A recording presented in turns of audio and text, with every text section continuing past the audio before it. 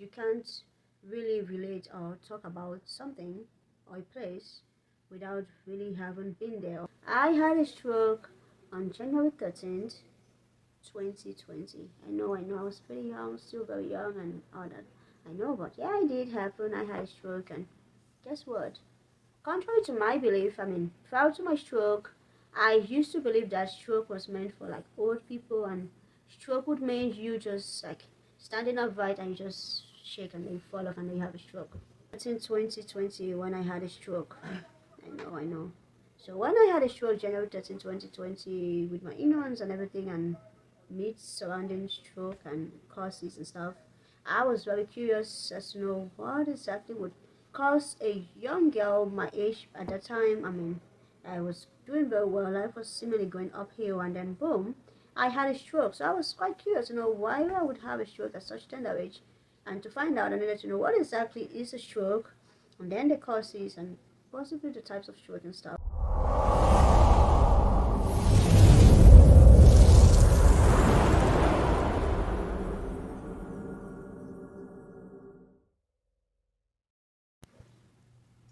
Hi everyone, this is Benicius in Kenya. Welcome to Healthfastness, the channel for Relentless Health Journeys. And I was privileged to work with some experts in healthcare, specialized doctors and stuff. Tons of them, and there I got to learn definition and types of strokes and much more.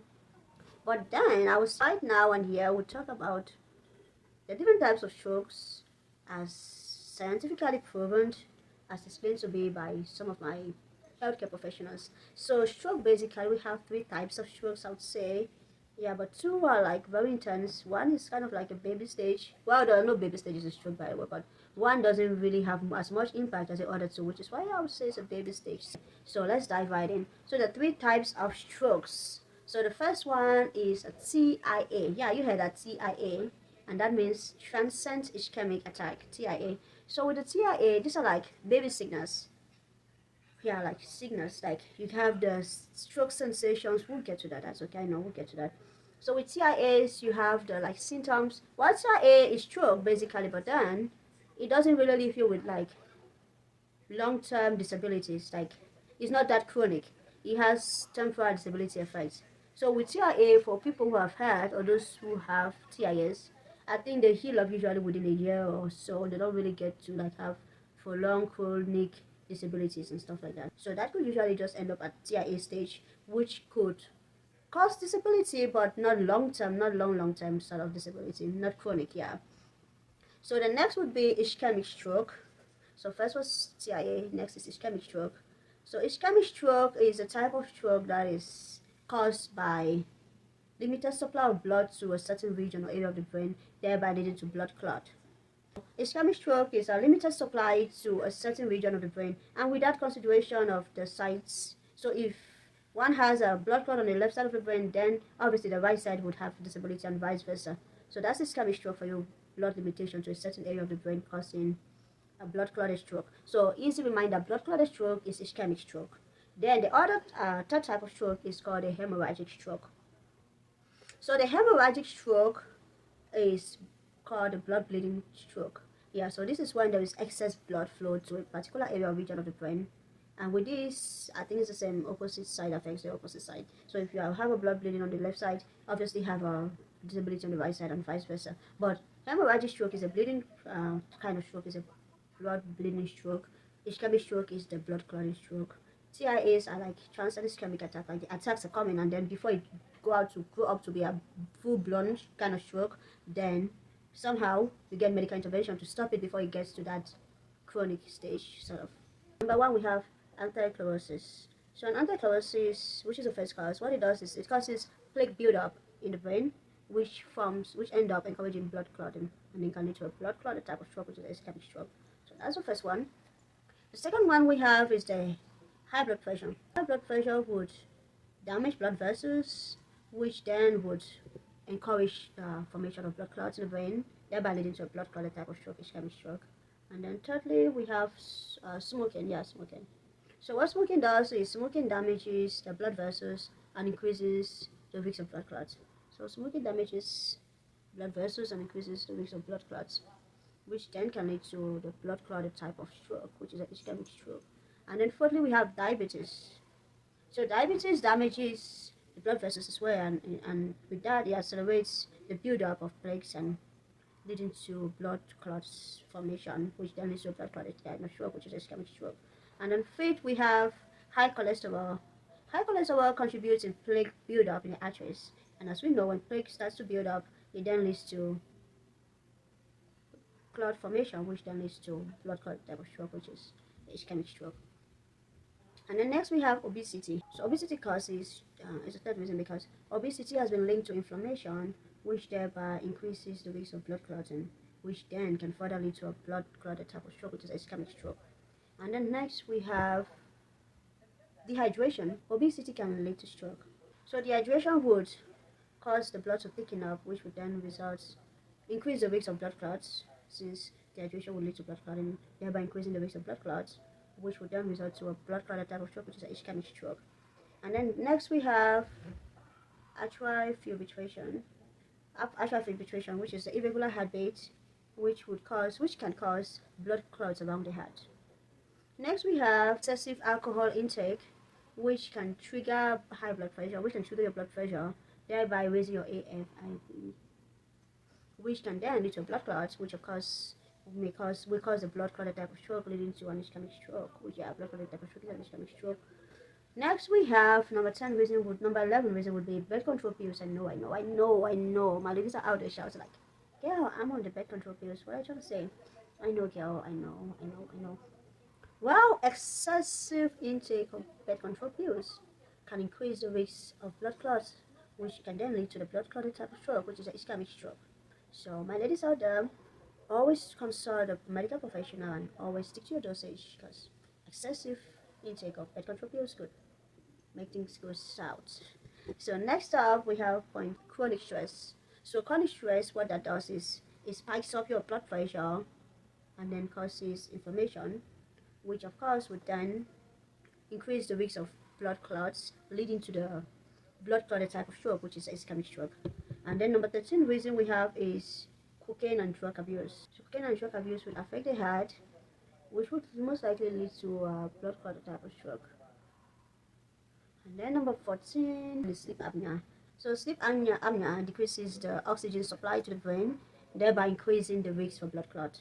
And with that risk being up, that thereby poses a chance for the blood clotted type of stroke, which is ischemic stroke. Number 15 is long periods of immobility. I know. My ladies, my guys have been on the computer like, yeah, I'm an IT tech, I do stuff, but well, it's always advised take a break. Long periods of immobility. It could not only be IT, seated at one spot for a long period of time. It could be praying, kneeling down for too long to pray. I know, being on that long flight, long periods of immobility, like a long flight or bed rest, could trigger deep vein thrombosis, which would then increase the risk of blood clotting, leading to the blood clotted type of stroke. Okay, so next up we have 15 causes for hemorrhagic stroke, which is the blood bleeding type of stroke, also known as commonly known as vein aneurysm kind of stroke. Excuse me. So 15 possible causes of vein aneurysm stroke. Number 1, we have chronic hypertension. So with chronic hypertension, what it does is it weakens the blood veins over time, thereby leading to a burst out, which then leads to a blood bleeding type of stroke, vein aneurysm kind of stroke, which is also known as the hemorrhagic kind of stroke. Second possible cause of hemorrhagic kind of stroke is head traumas.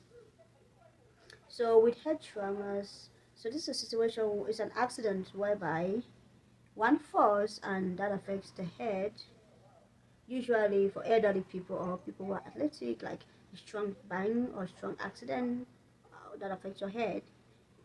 Can lead to head traumas, another kind of, which then could lead to bleeding, bursting out bleeding, leading to a brain aneurysm, the bleeding kind of stroke, which is also known as the hemorrhagic stroke. So thirdly, we have aneurysm. So with the aneurysm, what is this condition whereby the artery walls are weakened,